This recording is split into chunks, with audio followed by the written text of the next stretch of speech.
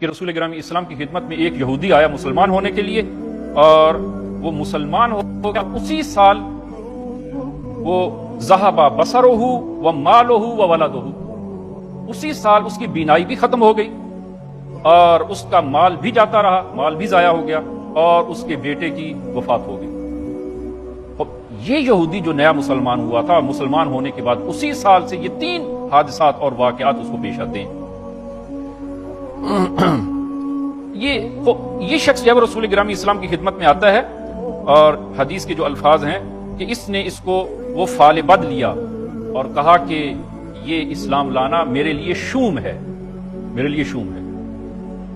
عزیزان، انسان مکہ جاتا ہے اور بیت اللہ حج کے لیے یا زیارت کے لیے اور عمرے کے لیے جاتا ہے، اگر انسان وہاں جا کر مریض ہو جائے اور بیمارستان میں پڑے تو کیا اس کو آپ مکے کے کھاتے میں ڈالیں گے؟ یہ انسان زیارات کے لیے جاتا ہے اور اس کی عدم موجودگی میں اور سفر کے دوران کسی عزیز کی، کسی قریبی عزیز کی اگر موت واقع ہو جائے تو اس کو کیا زیارت کے کھاتے میں ڈالیں گے کہ نعوذ باللہ یہ میرا سفر زیارت جو ہے وہ شوم ہے، نعوذ باللہ، اور اس سفر کی وجہ سے فلاں عزیز کی موت واقع ہوگی؟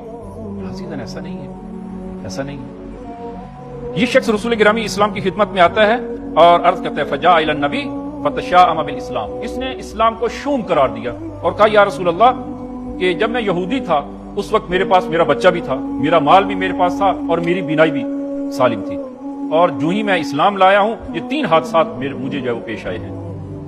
میرے لیے یہ اسلام شوم ہے اور میں اکالے کے لیے آیا ہوں، میں اسلام کو واپس کرنے کے لیے آیا ہوں، میرا اسلام واپس لے لیں، میں یہودی ٹھیک ہوں۔ کم از کم جو ہے یہ 3 چیزیں تو پیش نہ آتی۔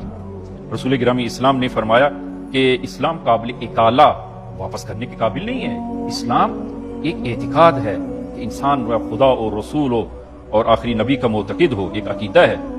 اور یہ جو واقعات پیش آئے ہیں یہ اس سال کے ساتھ مصادف اور ہمراہ ہو گئی ہیں۔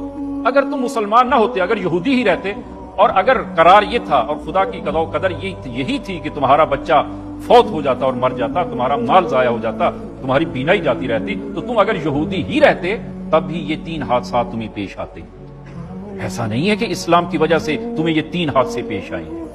عزیزان، یہ ہے دینداری موقتی، جو خدا کی بندگی کرتا ہے علی حرفن، یعنی وقتی موقتی۔ اگر اس کے لیے دنیا مہیا ہو، اطمینان، مطمئن ہے، اور اسلام کے گیت گائے گا اور دینداری کا اظہار کرے گا۔ لیکن جو ہی فَإِنْ أَصَابَتْهُ فِتْنَةٌ، اور جو ہی کوئی مصیبت پیش آتی ہے، کوئی مشکل پیش آتی ہے، اس کو اسلام کے دین کے کھاتے میں ڈال دیتا ہے۔